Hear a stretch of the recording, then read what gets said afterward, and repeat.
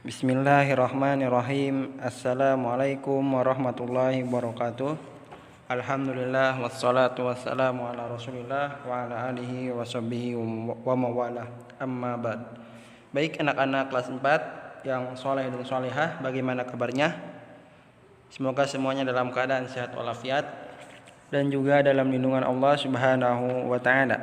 Pada hari ini kita tidak menambah pelajaran, tetapi kita akan mengulang atau memurajaah pelajaran yang sudah dipelajari menjelang PTS ini. Ya, jadi minggu depan dari hari Senin, ya, besok hari Senin nanti sampai hari Jumat kalian akan melakukan PTS, yaitu penilaian tengah semester, dan di sana nanti kalian akan ujian mata pelajaran fikih. Maka pada hari ini materinya yaitu mengulang, ya, atau memurajaah pelajaran yang sudah dipelajari, ya, atau kan sudah Bapak kasih kisi-kisinya, yaitu dari bab 1 sampai bab 5. Ya, jadi kita akan ulang kembali, ya, sedikit poin-poin yang paling penting yang sudah kalian pelajari di pembelajaran fikih ini. Silahkan disimak baik-baik dan didengarkan. Pada pelajaran yang pertama di pelajaran fikih ibadah kelas 4 ini kalian membahas tentang sholat jamak. Ya, apa yang dimaksud dengan sholat jama'? Ada yang masih ingat? Ya, jama' artinya mengumpulkan atau menggabungkan. Sedangkan yang dimaksud dengan sholat jama' adalah menggabungkan dua sholat fardu dalam satu waktu. Dan sholat yang bisa dijama' sholat apa saja? Yakni sholat zuhur, sholat asar, sholat maghrib, dan sholat isya. Dan untuk pembagiannya sholat jama' terbagi kepada berapa? Terbagi menjadi dua, yaitu ada jama' takdim dan ada jama' takhir. Kemudian di bab selanjutnya kita membahas tentang syarat-syaratnya, ya, bahwa kita ketahui, ya, sholat kita mengerjakan baik, sholat jama' itu baik jama' takdim atau jama' takhir, ada syarat-syaratnya yang harus kita perhatikan, ya, jadi tidak asal-asalan. Yang pertama, yang termasuk ke dalam jama' takdim, kita harus berniat berturut-turut dan tertib.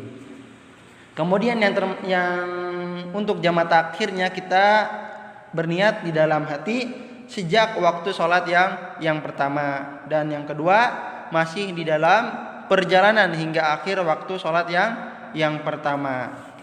Kemudian tentang tata tertibnya, bahwa sholat jama' ketika dilakukan secara berjamaah didahului dengan azan dan iqomah. Kemudian jeda antara dua sholat itu tidak terlalu lama, dan yang terakhir itu sesuai dengan urutan waktu sholat, ya, atau tertib. Kemudian tentang diperbolehkannya menjamak sholat, ya, kita ketika safar, ya, pasti sudah diperbolehkan kita menjamak sholat.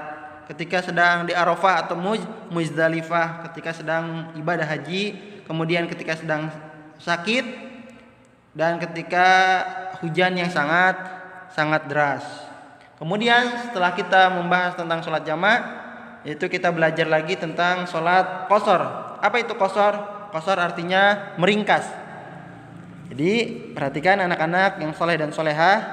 Jadi qashar artinya, masih ingat, yaitu meringkas. Adapun yang dimaksud dengan sholat qashar berarti meringkas sholat fardu yang 4 rakaat menjadi 2 rakaat ketika sedang safar. Dan sholat fardu yang bisa diringkas atau bisa diqashar ada 3, yaitu sholat zuhur, sholat asar, dan sholat isya, ya, yang terdiri dari 4 rakaat. Berarti sedangkan maghrib dan subuh tidak bisa diringkas atau tidak bisa diqashar. Karena apa? Karena tidak terdiri dari 4 rakaat. Dalilnya Allah Ta'ala berfirman, ya, di dalam surat An-Nisa ayat 100, dan juga sabda Rasulullah tentang bahwa sholat qashar merupakan sedekah dari Allah. Hadis sahih riwayat Muslim dan Abu Daud. Kemudian tentang ketentuan mengerjakan sholat qashar, yaitu ketika, ya, tergantung kepada urfun nas, yaitu kebiasaan masyarakat setempat, yaitu diantaranya artinya apa? Batas kota dan jarak yang lazim ditempuh sehingga suatu perjalanan itu dikatakan sebagai safar, ya, jaraknya, batasnya sesuai dengan apa? Perjalanan yang dikatakan dengan safar. Kemudian sama seperti halnya sholat jamaah, ya sholat qashar juga mempunyai syarat.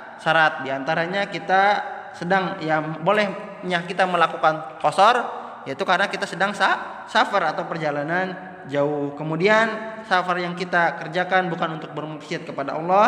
Kemudian jaraknya yang ditempuh termasuk jarak safar. Dan yang keempat berniat. Kemudian tentang waktu sholat qashar, ya. Jadi seseorang baru boleh mengqashar sholat ketika ia telah keluar dari batas wilayah tempat tinggalnya, atau tempat dia tinggal, di mana dia tinggal sudah keluar dari tempat tinggalnya atau kampungnya. Sampai kapan?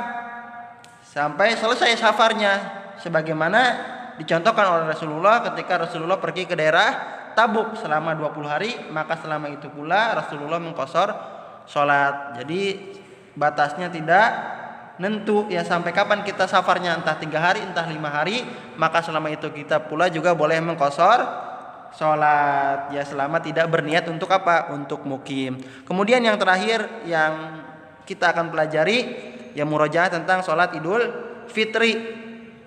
Ya jadi untuk PTS ini hanya Bapak kasih tentang 5 bab pembelajaran, ya yang sudah kita pelajari dari bab 1 sampai bab 5. Kemudian yang terakhir tadi apa? Sholat Idul Fitri, yaitu sholat yang sering kita kerjakan setiap 1 tahun sekali setelah kita mengerjakan puasa Ramadan. Ya, jadi sholat Idul Fitri merupakan sholat sunnah. Sholat Idul Fitri merupakan sholat 2 rakaat yang dikerjakan setelah matahari terbit pada tanggal 1 Syawal. Hukumnya apa? Fardu, atau wajib bagi setiap muslim yang tidak mempunyai halangan. Dan ada sebagian ulama juga mengatakan hukumnya sunnah muakkadah, yaitu sangat dianjurkan untuk dikerjakan. Mengenai tentang waktu pelaksanaannya, yaitu sholat Idul Fitri dimulai ketika matahari sudah setinggi dua tombak, sebagaimana ya Rasulullah dari seorang sahabat Jundub meriwayatkan anna Nabi yusolli bina fitra wa syamsu ala qaidi rumhaini. Ya Rasulullah melaksanakan sholat Id bersama kami ketika matahari sudah setinggi 2 tombak. Kemudian tentang jumlah rakaatnya, sholat Idul Fitri dikerjakan sebanyak 2 rakaat, dan pada rakaat pertama bertakbir 7 kali, sedangkan pada rakaat kedua bertakbir 5 kali setelah bangkit dari sujud. Itulah murojaah yang kita pelajari pada hari ini. Kalian dengarkan dan juga kalian baca di buku kalian dari bab 1 sampai bab 5 sebelum kalian menjelang PTS ini, ya. Bapak akhiri dengan doa kafaratul majlis. Subhanakallahumma wa bihamdika asyhadu an la ilaha illa anta astaghfiruka wa atubu ilaik. Wassalamualaikum warahmatullahi wabarakatuh.